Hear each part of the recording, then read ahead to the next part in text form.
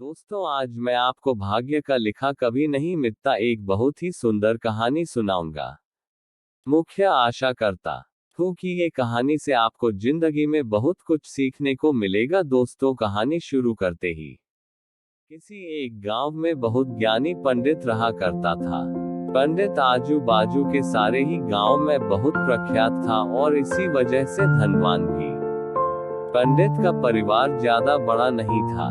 पंडित अपनी पत्नी के साथ अपने बहुत बड़े घर में अकेला रहता था, क्योंकि पंडित को कोई बेटा था नहीं और एक बेटी थी जिसका विवाह पास के गांव वाले एक श्रीमंत लड़के से हो चुका था।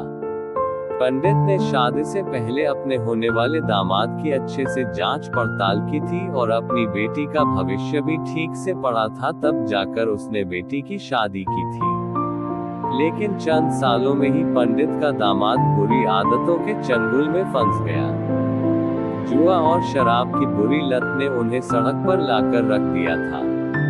अपने बेटी की ऐसी दुर्दशा देखकर पंडित की पत्नी काफी दुखी होती थी और अक्सर पंडित को कहा करती थी, तुम जाकर उनकी मदद कराओ।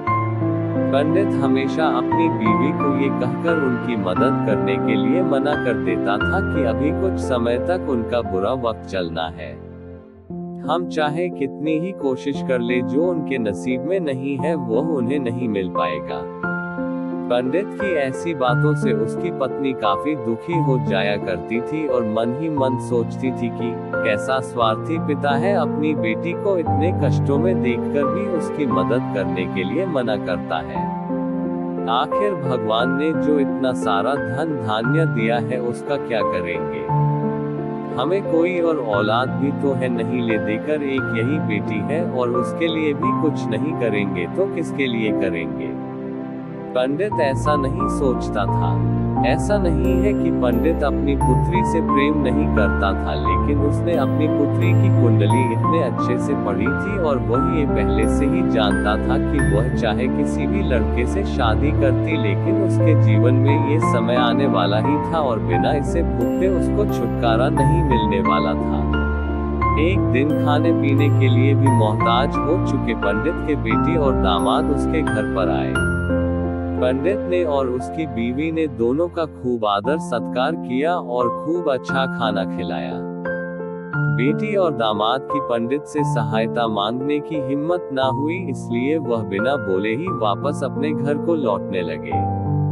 लेकिन माँ तो माँ होती है, पंडिताइन से रहा नहीं गया और बिना पंडित की इजाजत के उसने चोरी छुपे बूंदी के लड्डू बनाकर उसमें सोने के सिक्के रख दिए और बेटी और दामाद को दे दिए, ताकि बेटी और दामाद की कुछ आर्थिक सहायता हो सके।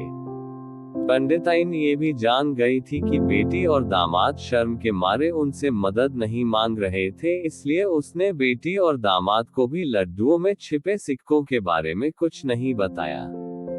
जाहिर सी बात है कि जब वो लोग घर पर जाकर लड्डू खाएंगे तो उन्हें उसमें सोने के सिक्के मिल जाएंगे। इस तरह बिना उनके मांगे ही उन तक मदद पहुंच जाएगी। सोचकर पंडिताइन मन ही मन अपने बेटी की मदद करने के लिए खुश होने लगी। पंडित के दामाद और बेटी उन दोनों का आशीर्वाद लेकर अपने घर के तरफ रवाना हो गए। उन दिनों गाड़ियां तो होती नहीं थी, घोड़ा गाड़ी या बैल गाड़ियां चलती थी। पैसे ना होते तो और चीजों की लेन देन से भी व्यवहार होता था। बेटी और दामाद का गांव पंडित के घर से कोसों दूर था, फिर भी पैसों की कमी के चलते वह चलकर अपने गांव की तरफ निकल पड़े। थोड़े दूर ही चले थे कि पंडित की बेटी के पैर में मोच आ गई और अब उसको चलना भी मुश्किल हो गया।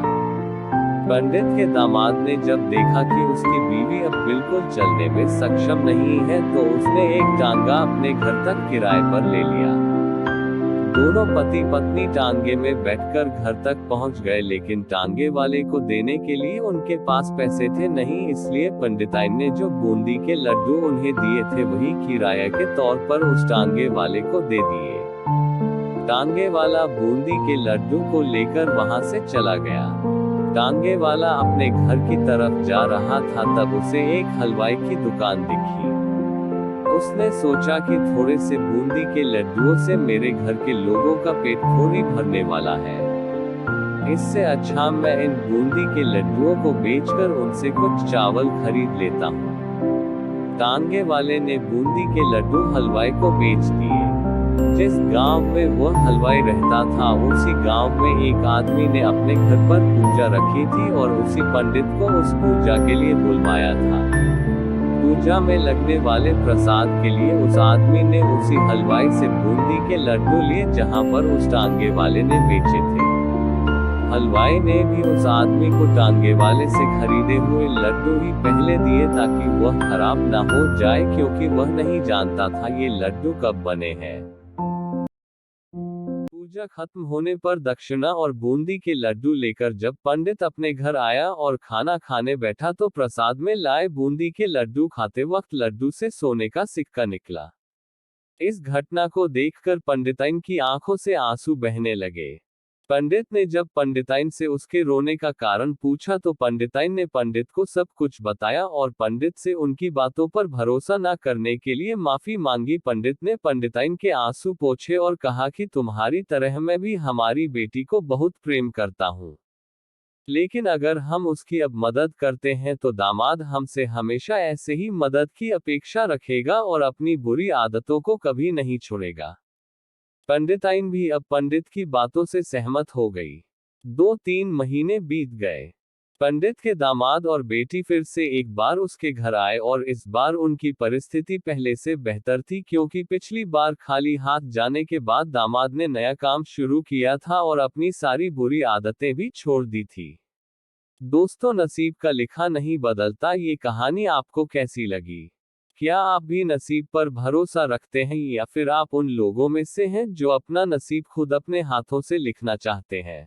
दोस्तों, आपको मेरी ये कहानी पसंद है तो वीडियो को लाइक करें, सब्सक्राइब करें या फिर शेयर करें। धन्यवाद।